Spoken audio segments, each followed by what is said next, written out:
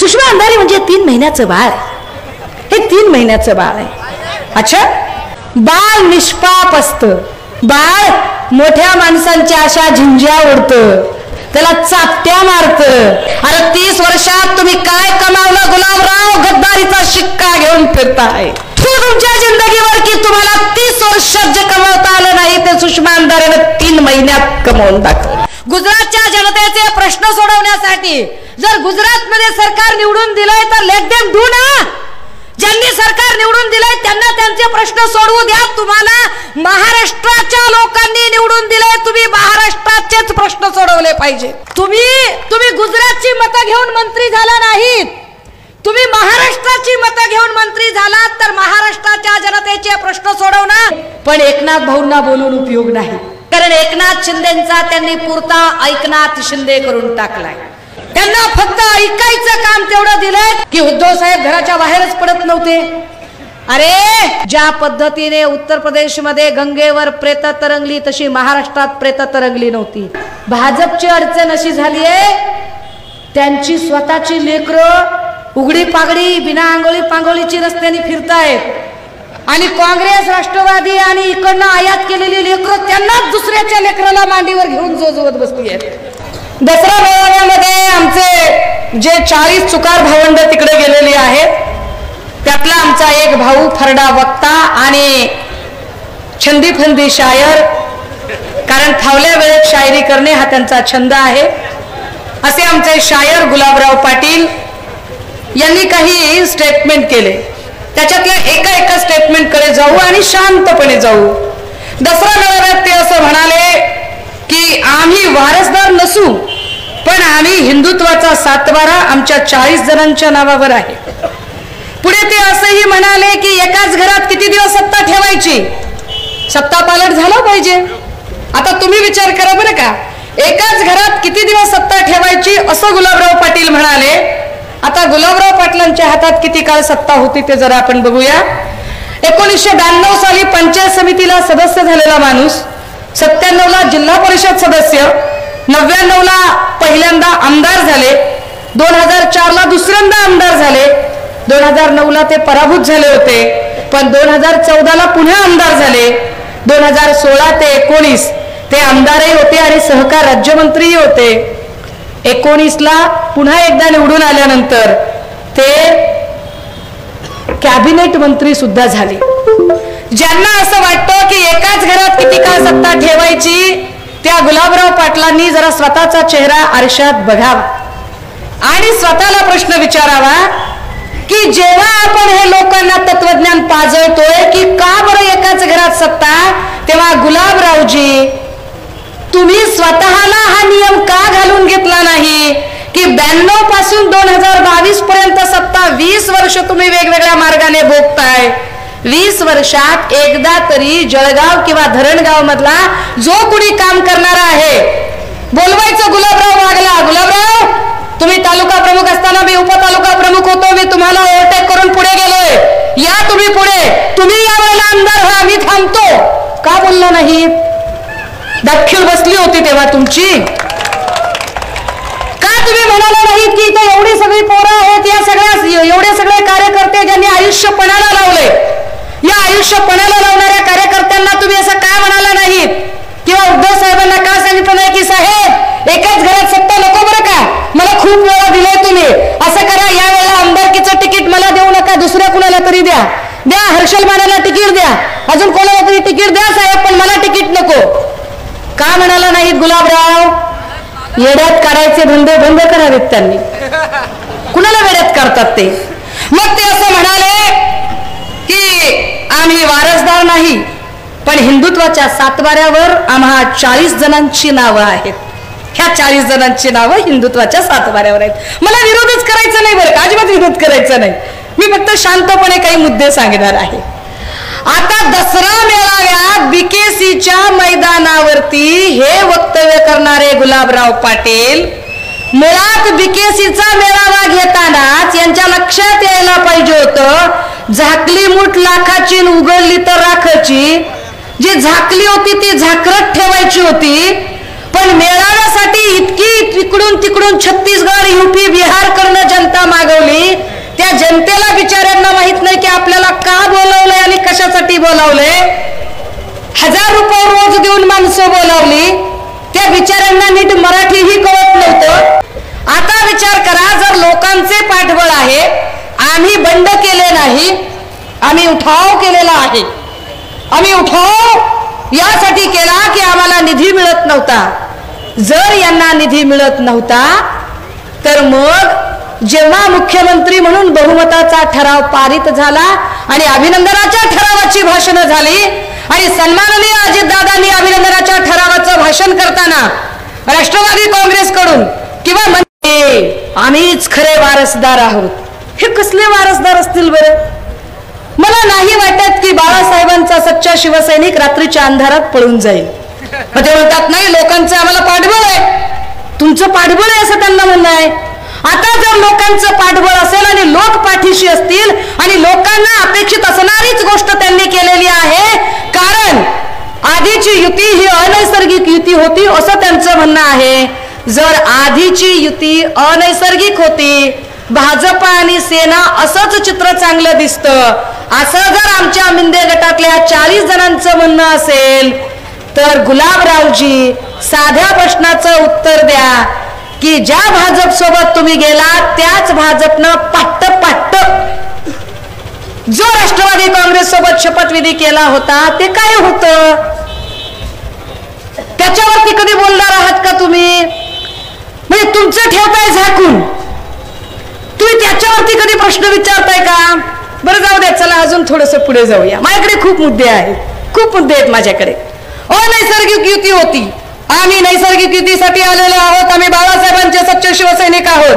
अरे तुम्ही बाळासाहेबांचे सच्चे शिवसैनिक आहात आणि लोकांच्या मनातलं तुम्ही काम केलेलं आहे आणि तुम्हाला भीतीच वाटत नाहीये, तर इथे 40 जण बाजूला जाऊन त्यांनी पत्रकार परिषद घेऊन का सांगितलं नाही लोकांना? का तुम्हाला इथे वाया सुरत गुवाहाटी असा सगळा दौरा करावा लागला आणि इथलं सगळं सोडून तिथले हाटलं डोंगर झाडं बघावे लागले? कशासाठी केलं तुम्ही हे सगळं? आता मी हे प्रश्न जेव्हा त्यांना विचारते तेव्हा ते मला विचारतात कोण सुषमा अंधारे? तुम्ही टीका केली? मी कुठे नाही म्हणते, कुठे नाही म्हटलं मी. अरे मी म्हणते वंदनीय बाळासाहेबांसारखीच आहे मी पण. वंदनीय बाळासाहेब म्हणायचे माझा शब्द म्हणजे बंदुकीतली गोळी, एकदा गेली गेली, शोधत बसत नाही मी इकडे पडली का तिकडे पडली. मी कुठे नाही म्हटलं. अरे मी मान्य करते रे की होय काही वेळा जेव्हा भाजपचे अजेंडे शिवसेनेकडून राबवले गेले तेव्हा त्या भाजपच्या अजेंड्यावर सुषमा अंधारेने टीका केली, पण टीकाकार सुषमा अंधारेच्या काळजाला सुद्धा पाजर फुटला.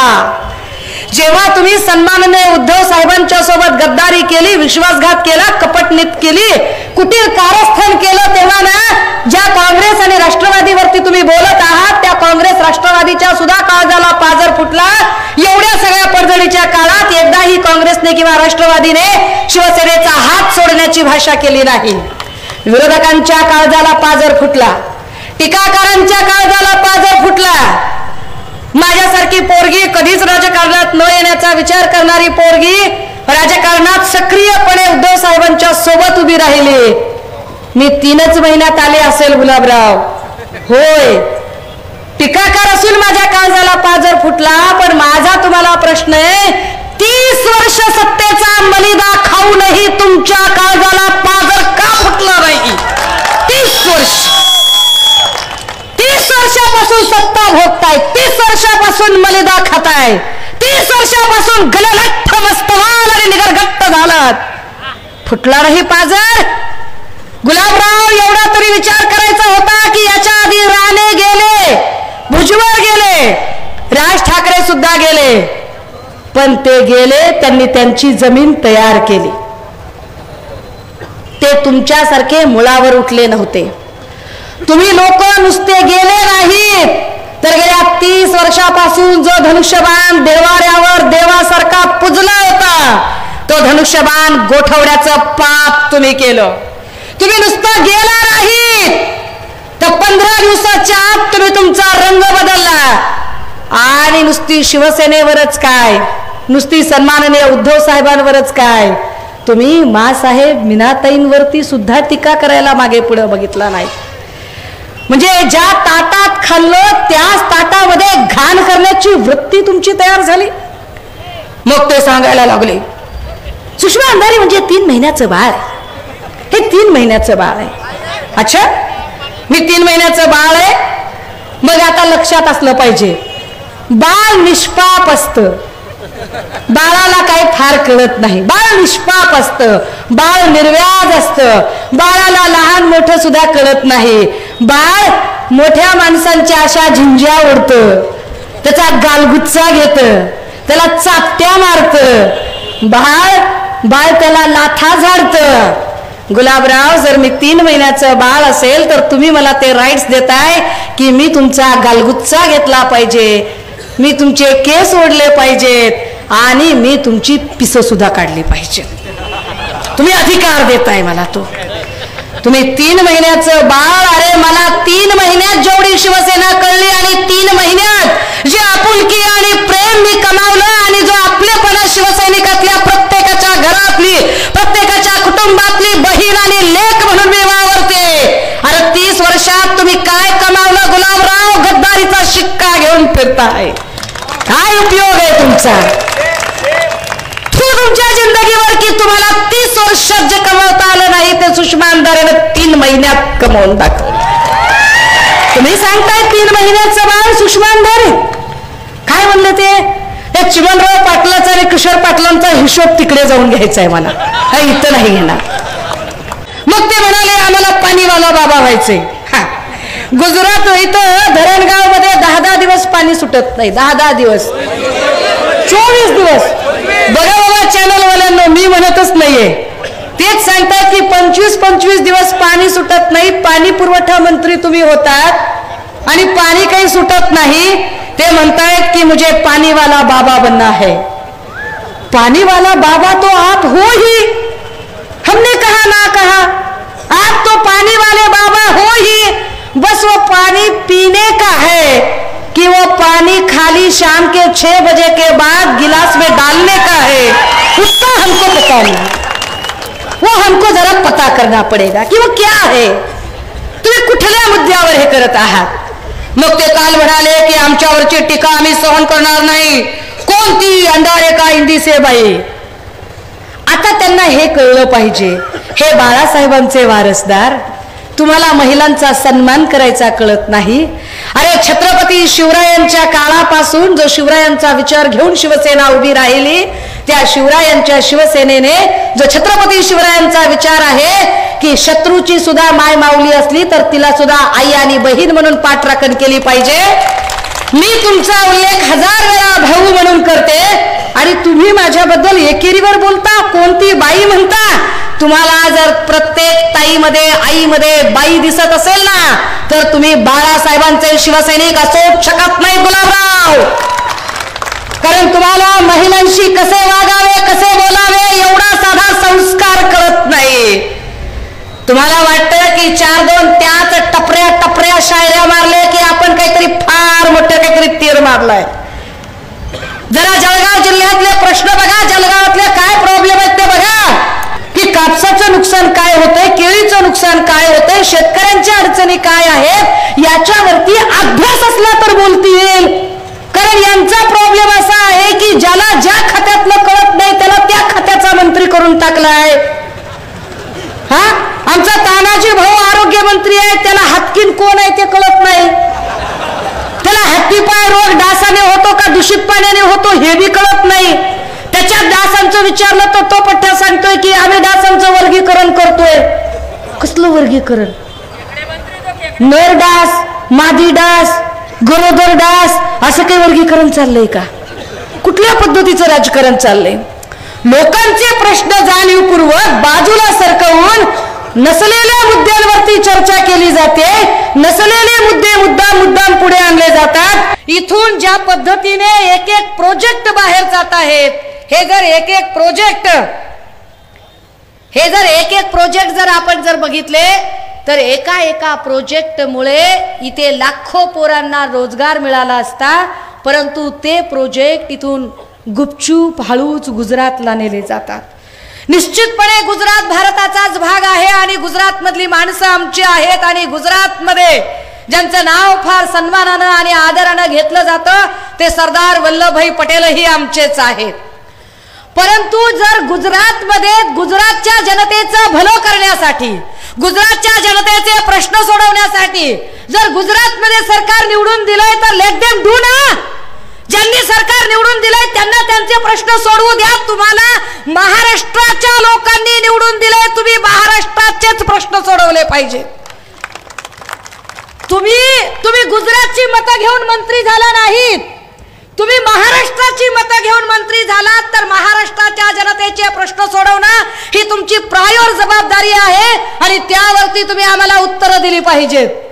पण काय सांगताहेत उद्योग मंत्री असणारे आमचे उदय भाऊ सांगतात की असं काही घडलंच नाही.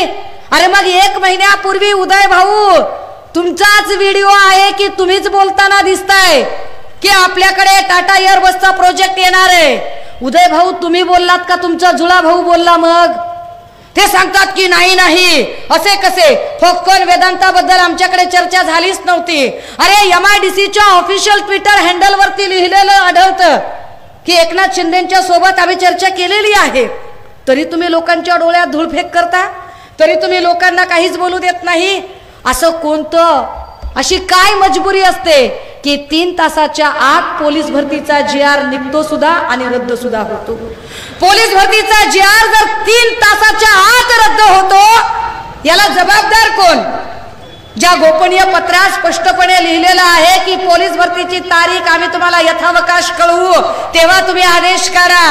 कदाचित तुम्ही आदेश वर्षभर काढणारच नाही, पण मग ज्या पोरांना 1 वर्षानंतर कदाचित यजबार होतील, ज्यांची वयोमर्यादाची लिमिट संपून जाईल, ज्या पोरांनी 5-5, 10-10 वर्ष पोलीस भरतीची तयारी केली आहे, त्या पोरांच्या जर यजबारची लिमिट संपून गेली, जर त्यांच्या वयोमर्यादेत ते पुढे बसले नाही तर त्या पोरांच्या आणि त्या कुटुंबांच्या आर्थिक नुकसानीला एकनाथ भाऊ कोण जबाबदार? यावरती का बरं बोललं जात नाही? पण एकनाथ भाऊंना बोलून उपयोग नाही, त्यांना काहीच बोलून उपयोग नाही, कारण एकनाथ शिंदेचा त्यांनी पुरता एकनाथ शिंदे करून टाकलाय. त्यांना फक्त ऐकायचं काम तेवढं दिलंय, कारण इथे कुठला निर्णय घ्यायचा आणि कुठला निर्णय नाही घ्यायचा यावरची सगळी सूत्र ही उपमुख्यमंत्री देवेंद्रजींच्या हातात आहे. दादा हो, हे नीट समजून घ्या की महाप्रबोधनच्या वाशीतल्या सभेत जेव्हा मी म्हटलं की माझा भाऊ काही तुम्हाला ढ वाटतो का, माझ्या भावाच्या समोरचा कागद तुम्ही त्याच्या समोरचा माईक काढून घेता, माझ्या भावाला तुम्ही कागद देता, माझ्या भावाला कॉप्या पुरवता, माझा भाऊ काही कॉप्या करून पास झाला का? तेव्हा लोक हसले, काहींनी ते कॉमिक अर्थाने घेतलं. पण दादा हो, हा नुसत्या टिंगलीचा विषय नाही. ज्या अर्थी ते विद्यमान मुख्यमंत्री एकनाथ शिंदेचा वारंवार असा भर सभेमध्ये अपमान करतात, वारंवार भर पत्रकार परिषदेमध्ये त्यांच्या समोरचा माईक काढून घेतात, त्यांच्या हातात कागद देतात, गिरीश महाजनांसारखी सुमार बुद्ध्यांक असणारी मंडळी त्यांना सुचवू पाहतात, याचा अर्थ इतका साधा नसतो. दादा हो, हे समजून घ्या की याचा अर्थ जाणीवपूर्वक भारतीय जनता पार्टी किंवा देवेंद्र भाऊंचे सगळे चेले चपाटे ही गोष्ट इथं ठसवण्याचा महाराष्ट्रावर प्रयत्न करतात की बघा, तुम्हाला मराठेतरांचं नेतृत्व रुचत नाही, तुमच्या इच्छेखातर चंद्रकांत दादा म्हणाले तसे आम्ही मनावर दगड ठेवून आम्ही मराठा मुख्यमंत्री दिला. पण काय उपयोग आहे? मराठा मुख्यमंत्र्याला बुद्ध्यांकच नाही, मराठा समुदायाकडे नेतृत्वाची क्षमता नाही, त्यांच्याकडे बुद्ध्यांक नाही. हे ठसवण्यासाठी, हे जाणीवपूर्वक लोकांवरती बिंबवण्यासाठी म्हणून कागद देणे, माईक हातातला काढून घेणे, असे सगळे प्रकार केले जातात. पण यावरती प्रश्न विचारले गेले पाहिजेत. आपण वारंवार काहीही बोलायला लागा, तुम्ही काहीही जरी प्रश्न विचारले तरी मुख्यमंत्री म्हणतात मी उपमुख्यमंत्र्यांना विचारून सांगतो. मुख्यमंत्र्यांचा अर्ध्यापेक्षा अधिक वेळ हा दिल्लीच्या येरझाऱ्या करण्यात जातो आणि उपमुख्यमंत्र्यांना प्रश्न विचारून उपयोगच नाही, कारण उपमुख्यमंत्र्यांना जे कोणी प्रश्न विचारतात उपमुख्यमंत्री लगेचच त्यांच्यावरती केसेस आणि धाकदपटशा सुरू होतो. आमचे सन्माननीय संजय राऊत साहेब म्हणाले की मी मरण पत्करेन पण शरण पत्करणार नाही. संजय राऊत साहेबांवरती ईडीची कारवाई झाली. अनिल परब साहेब म्हणाले की तुम्हाला काय करायचंय ते करा. लगेच अनिल परब साहेबांची चौकशी, लगेचच त्यांचा कोकणातल्या रिसॉर्ट वरती हातोडा घेऊन आमचे किरीट भाऊ निघाले. पण किरीटजींना जर एवढी सत्याची चाड असेल तर आम्ही त्यांना वारंवार आवाहन करतोय की अहो कोकण फार लांब आहे मुंबईतून. त्याआधी मुंबईतला नारायण राणेचा आदिश बंगला, तिथे हातोडा घेऊन कधी जाणार, त्याच्यावरती ते काहीच बोलत नाहीत. आमच्या नेत्या किशोरीताई अत्यंत मुद्देसूदपणे विरोधकांना जेव्हा उत्तरं देतात तेव्हा ते किशोरीताईंचीही चौकशी लावतात. उद्या कदाचित माझी पाठी कोरी आहे, त्यामुळे सेंट्रल एजन्सी कदाचित मला धरणार नसतील, पण स्टेट एजन्सीचा ससेविरा माझ्या मागे लावण्याचं षडयंत्र सुद्धा केलं जाऊ शकतं. कारण हे षडयंत्र करण्यामध्ये ते माहीर आहे. ते वारंवार आम्हाला सांगतात, चिथावणीखोर वक्तव्य केली की आम्ही तुमच्यावर पोलीस केस करू. कोण चिथावणीखोर वक्तव्य करतोय? अरे तुम्हाला आम्ही दादा म्हणतोय, मामा म्हणतोय, भाऊ म्हणतोय, काका म्हणतोय, आम्ही चिथावणीखोर वक्तव्य करणारे. आणि त्यांच्याकडनं वारंवार हवेत गोळीबार केला जातो, हातपाय तोडण्याची भाषा केली जाते, तेव्हा ते अजिबात चिथावणीखोर वक्तव्य नसतं. काल परवा शेतकऱ्यांच्या विम्याचे 531 कोटी रुपये देऊ केले. सुप्रीम कोर्टकडे आपण प्रेयर केलं. हायकोर्टचं म्हणणं ऐकत नव्हती विमा कंपनी. विमा कंपनीने पुढे सुप्रीम कोर्टाकडे जायचं म्हटल्यावर आपण सुप्रीम कोर्टात प्रेयर केलं की शेतकऱ्यांचे विम्याचे 531 कोटी रुपये त्यांनी दिले पाहिजेत.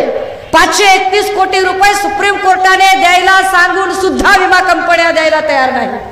किती मस्तवालपणा आहे हा, की सुप्रीम कोर्टाचा निर्देशही ऐकला जात नाही. याच्यावर आम्हाला न्याय मिळावा म्हणून कळंब धाराशिवचे आमदार कैलास पाटील उपोषणाला बसले. ते उपोषणाला एका मतदारसंघासाठी, एका तालुक्यासाठी, एका जिल्ह्यासाठी नाही, संबंध राज्यातल्या शेतकऱ्यांसाठी बसले. काय म्हणतात त्यांना? त्यांच्यावरती तानाजी सावंत धमकी वजा बोलतात आणि सांगतात शेतकऱ्यांसाठी उपोषणाला बसलात, उद्या बघा तुमच्या आम्ही कोणत्या फायली काढतो. धमक्या देतात.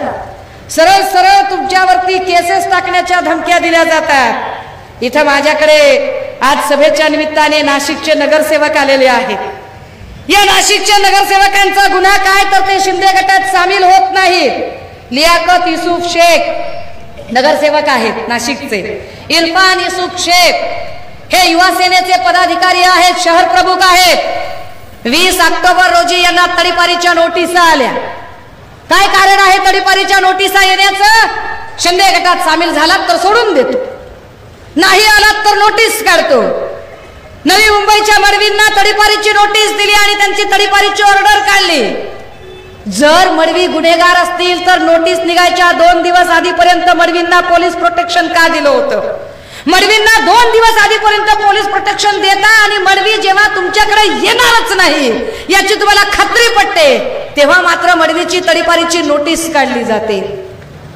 हे जे दमन यंत्र आहे, हे दमन यंत्र इथली संविधानिक चौकट पूर्ण मोडीत काढत आहे. इथल्या सगळ्या कायद्याची धज्जिया उडवण्याचा प्रयत्न इथे वारंवार शिंदे गटाकडून होतोय. हा प्रयत्न जनतेसमोर उघडा पाडला पाहिजे. तुम्हाला हे कळलं पाहिजे की काय पद्धतीचं गलिच्छ राजकारण इथं केलं जाते.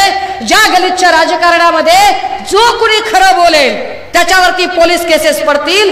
जो कुणी खरं बोलेल, मगाशी सांगितलं कुणावर तरी 420 ची केस पडली, ते 420 टाकतील, ते 307 टाकतील, ते तडीपारीची नोटीस काढतील, ते खंडणीचे गुन्हे दाखल करतील, ते काहीही करू शकतात. कारण सत्ता त्यांच्या हातात आहे आणि सत्तेपुढे शहाणपण चालत नाही. पण आपण जर त्यांना प्रश्न विचारले तर मात्र ती नारायण राणेची 2 बारकी बारकी लेकरं ती मात्र आपल्याला बोलायला लागतात. अरे काय, ज्यांचा किमान बुद्ध्यांक नाही ती माणसं बोलायला लागतात, किमान बुद्ध्यांक नसलेले, आणि ते आपल्याला सांगत राहतात. काल परवा आलेल्या सुषमा अंधारीने आम्हाला प्रश्न विचारावे का? होय, तुम्हाला प्रश्नांची उत्तरं देता येत नाही. मी तुम्हाला वारंवार प्रश्न विचारते आणि विचारत राहणार आहे की आमच्या खात्यातले 15 लाख रुपये कुठे गेले ते सांगा, आम्हाला हवे आहे. आम्हाला आमचा दरवर्षीचा 2 कोटी बेरोजगारांचा रोजगार कुठे गेला तो सांगा, आम्हाला तो हवा आहे. ज्या ईडीच्या धाकदपटशा दाखवून तुम्ही सन्मान्य संजय राऊत साहेबांवरती कारवाई केली आणि अशीच ईडीची नोटीस तुम्ही भावना गवळी, प्रताप सरनाईक, यशवंत जाधव यांना दिली आणि त्यांच्याकडे रेट टाकून तुम्ही खूप सारी संपत्ती हस्तगत केली.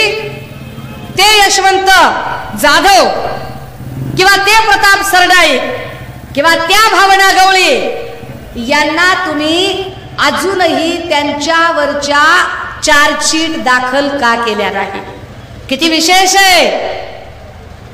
क्लीन चिट लांब राहिली, या लोकांवरती अजून चार्जशीटच दाखल झालेल्या नाही. दादा हो, सरासरी 5000 ईडीच्या केसेस दाखल आहेत. सरासरी 5000 केसेस मध्ये कन्व्हिक्शन किती मॅटर मध्ये आहे? म्हणजे किती मॅटर धसाच लागले? तर फक्त आणि फक्त 8 केसेसचे निकाल. 5000 पैकी 8 केसेस म्हणजे अर्धा टक्का सुद्धा नाही. जर ईडी कडून अर्धा टक्का सुद्धा कन्व्हिक्शन होत नसेल तर ईडीचा वापर, ईडीच्या नोटिसा तुम्ही कशासाठी करता? तर ईडीच्या नोटिसा तुम्ही फक्त आणि फक्त इथे लोकांचं खच्चीकरण करण्यासाठी करता. पण सुषमा अंधारे तुम्हाला प्रश्न विचारत राहणार आणि शेवटपर्यंत विचारत राहणार. राहिला प्रश्न तुमचे चिल्लर चाळे. काय कोणी सांगते की आम्ही याव करू, आम्ही त्याव करू, आम्ही झेंडे दाखवू, आम्ही रस्ता अडवू, आम्ही बॅनर पळवू. या असल्या तुमच्या चिल्लर चाळ्यांना मी अजिबात भीक घालत नाही. या तुमच्या चिल्लर चाळ्यांचा माझ्यावर काहीच फरक पडत नाही. उलट मला असं वाटतंय की मंत्रिपदावरच्या व्यक्तीने मंत्र्यांसारखे वागले पाहिजे आणि त्याने तितका मनाचा उमदेपणा दाखवून बोलले पाहिजे. परंतु मनाचा उमदेपणा हा तुमच्याकडे येईल कुठून? तुम्ही कोत्या मनाची माणसं आहात.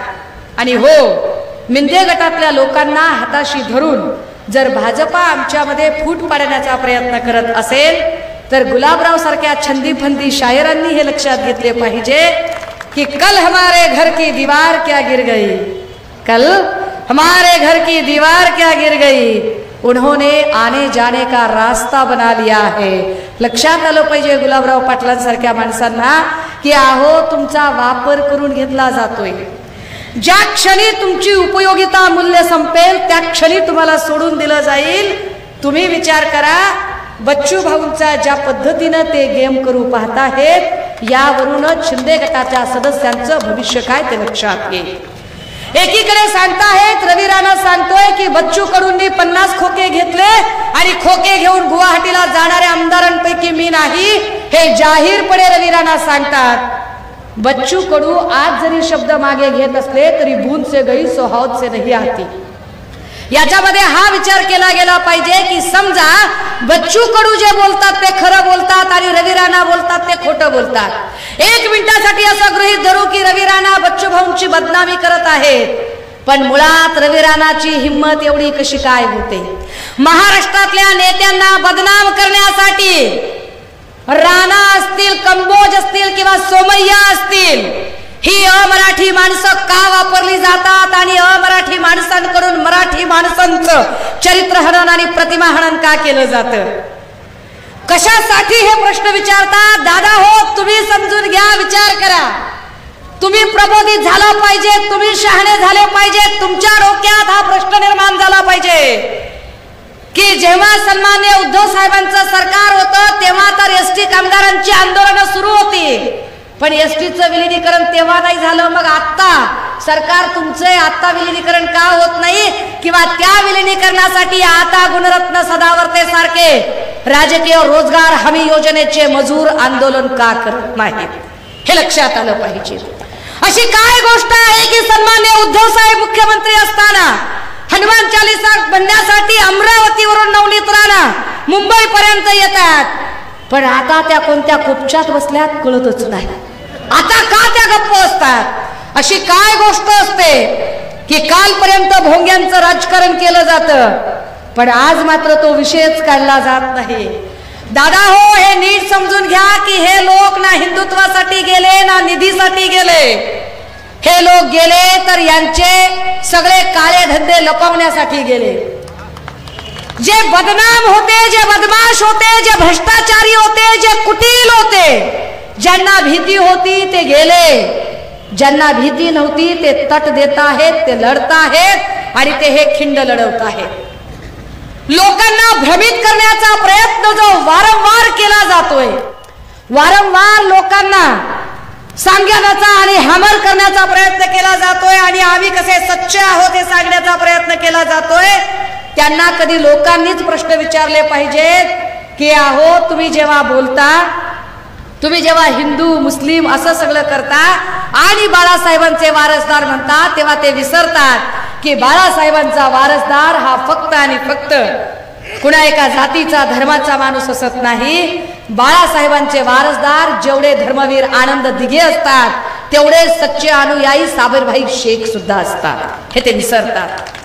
दादा हो, हे लोक स्वतःला म्हणतात की आम्ही बाळासाहेबांचे वारसदार आहोत आणि बाळासाहेबांचे वारसदार म्हणत हे आनंदाचा शिधा नावाचं मार्केटिंग करतात, पण हे विसरतात त्या आनंदाचा शिधाच्या किटवर मोदींचा फोटो एकनाथ शिंदेजी छापतात, पण आनंदाच्या शिध्यावरती ना आनंद दिघेंचा फोटो असतो ना वंदनीय बाळासाहेबांचा फोटो असतो.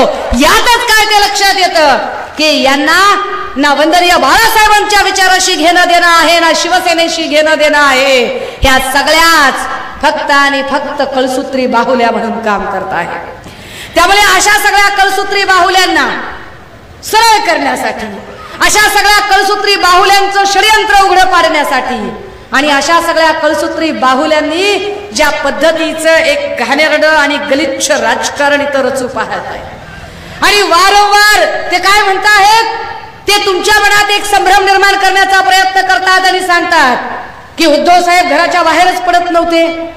अरे ज्या 2.5 वर्षाच्या काळामध्ये तुम्ही उद्धव साहेबांबद्दल बोलताय ना, ते 2.5 वर्ष कोरोनाची महाभयंकर महामारीची वर्ष होती. या 2.5 वर्षाच्या काळामध्ये लोकांना न भेटणे हाच खरा उपचार होता कोरोनाच्या काळातला. त्यामुळे लोकांमध्ये मिसळायचा प्रश्नच नव्हता. पण ते एका ठिकाणी बसून सुद्धा कोरोनाची अत्यंत यशस्वीपणे व्यवस्थित सगळ्या लोकांची व्यवस्था बघत होते. ज्या पद्धतीने उत्तर प्रदेशमध्ये गंगेवर प्रेत तरंगली, तशी महाराष्ट्रात प्रेत तरंगली नव्हती. महाराष्ट्रात कोणाची ऑक्सिजनची रेमडेसिवीरची आबाळ झाली नव्हती. महाराष्ट्राला सरकार भाजपचं असताना सुद्धा कोरोना काळात सगळ्यात चांगलं काम केलेल्या पहिल्या 5 मुख्यमंत्र्यांपैकी म्हणून उद्धव साहेबांचा गौरव झाला. यातच त्यांचं काम दिसलं. पण तरी म्हटले की अरे आम्ही तर फिरतच नव्हतो. हा मग बघा म्हणे एकनाथ शिंदे साहेब किती फिरतात, किती फिरतात. हो सकाळी 6 पर्यंत फिरतात, रात्रभर घराच्या बाहेरच असतात, घराच्याच बाहेर असतात. तिकडे आमच्या अमृता वहिनी सांगतायत ही हुडी बिडी घालून जायचे देवेंजी आणि मला तर कळायचंच नाही ते वेश बदलून जायचे. हा तुम्ही घरात नव्हतात, नाहीत तुम्ही गेल्या 3 महिन्यात घरात. अरे पण तुम्ही मंत्रालयात तरी कुठे आहात? तुम्ही एक तर आरत्या करताय, दांडिया खेळताय, नाहीतर श्राद्ध आणि पितृपक्षाचं जेवण करताय. ह्याच्या पलीकडे तुम्ही काय दिवे लावताय? कारण तुम्ही जर लोकांचे प्रश्न सोडवले असते तर मंत्रालयाच्या दारात अधिवेशनाच्या काळात एखाद्याला जाळून घ्यायची वेळ आली नसती. त्या शेतकऱ्याचा जीव घेण्याचं पाप तुम्ही केलं, कारण तुम्हाला लक्षच नाहीये त्यांच्याकडे वेळ द्यायला. त्यामुळे या सगळ्या प्रश्नांवरती सर्वसामान्य जनतेला प्रबोधित करणं ही जबाबदारी असेल. कारण जर प्रबोधनकारांचा वारसा आमच्याकडे असेल आणि प्रबोधनकार ज्यांनी या शिवसेनेचं नामकरण केलं, संयुक्त महाराष्ट्राच्या चळवळीत हा महाराष्ट्र अखंड राहावा यासाठी अहोरात्र विचारांचा अग्नी तेवत ठेवला आणि तोच विचारांचा धगधगता अग्नी संघटनात्मक रूपात आणत वंदनीय बाळासाहेबांनी शिवसेनेची उभारणी केली. पण आज घडीला जाणीवपूर्वक महाराष्ट्रातनं एक प्रकल्प तिकडे नेत महाराष्ट्राला कमकुवत करण्याचं, महाराष्ट्राला कंगाल करण्याचं, मुंबई महाराष्ट्रापासून तोडायची, तिकडे सिंधुदुर्गला महाराष्ट्रापासून वेगळा करून गोव्याला जोडायचं, मुंबईला गुजरातला जोडायचं, हे जे पाप करण्याचा प्रयत्न केला जातोय, यापासून सर्वसामान्य जनतेला आता सावध करण्याची गरज आहे. आणि म्हणून सर्वसामान्य जनतेला सावध करायचं म्हणून ही प्रबोधन यात्रा आम्ही इथं काढली आणि आपल्या सगळ्यांशी या सगळ्याच प्रश्नांवर मला कल्पना आहे एवढं सगळं बोलल्यावर आज रात्री आमच्या भावाला काही झोप लागत नसते. कधी एकदा उद्या मीडिया समोर येतोय कधी बोलतोय असं तिळपापड होत असते. पण त्यांची अडचण अशी आहे की काल आयटीत ते 3 महिन्याचं बाळ म्हणले ना आज तोंड घशी पडले. तर त्यांना जे काय बोलायचं असेल त्यांनी होमवर्क चांगला करावा, PA चांगला ठेवावा, अभ्यासू माणसं जवळ ठेवावी, कॉप्या करून पास झालेल्या लोकांकडून स्टेटमेंट लिहून घेऊ नयेत. स्टेटमेंट करताना फार विचारपूर्वक करावेत, कारण तुमची गाठ अडाणी माणसाशी नाही, तुमची गाठ माझ्याशी आहे. मी तुम्हाला सळो की पळो करून सोडल्याशिवाय राहणार नाही. राहिला प्रश्न सुषमा अंधारे, मग काय म्हणतायत ते बघा. हा तुमच्यामध्ये काय काय संभ्रम तयार केले जातात. हे महाप्रबोधनच एवढ्यासाठी आहे का? कारण जे तुकोबाराय म्हणतात ना, बुडती हे जन न देखावे डोळाला, म्हणून कळवळा येत असे की या बहुजन समाजाला ज्या पद्धतीने अज्ञानाच्या गर्तेत ढकलण्याचा आणि तुमच्या मनात वेगवेगळे संभ्रम निर्माण करण्याचा प्रयत्न केला जातोय, ते संभ्रम काढणं हाच महाप्रबोधन यात्रेचा मुख्य उद्देश आहे. काय संभ्रम तयार केला जातोय? संभ्रम तयार करताना ते म्हणतात की अरे बघा बघा बघा, काल परवा आली आणि बोलायला लागली, आमच्या किशोरीताई दिसतच नाहीयेत, आमच्या उर्मिला उर्मिला मारतोडकर आणि दीपाली सय्यद कुठे दिसतच नाहीयेत. अरे दादा हो, किशोरीताई आमच्या मोठ्या बहीणबाई आहेत. किशोरीताईंच्या बद्दल आमच्या मनात काय असतंय त्याचं आम्हाला तुम्हाला सांगायची गरज नाही. ते नातं आमचं आम्हाला माहिती आहे. पण यावरून इतरांनी दुसऱ्याच्या लग्नात बुंदी वाचायचा प्रयत्न करू नये. शिवसेनेत काय कुणाला द्यायचं, काय कुणाला करायचं, कुणाला कोणती जबाबदारी द्यायची हे ठरवायला पक्षप्रमुख सन्माननीय उद्धव साहेब खंबीर आहेत आणि त्यांनी प्रत्येकाला जबाबदारी दिली आहे. पण तुम्हाला लय नादच असेल की ह्याच्यावर अन्याय होतोय, त्याच्यावर अन्याय होतोय हे सांगण्याचा, तर भाजपच्या लोकांनी जरा स्वतःकडे बघावे आणि ठरवून घ्यावे.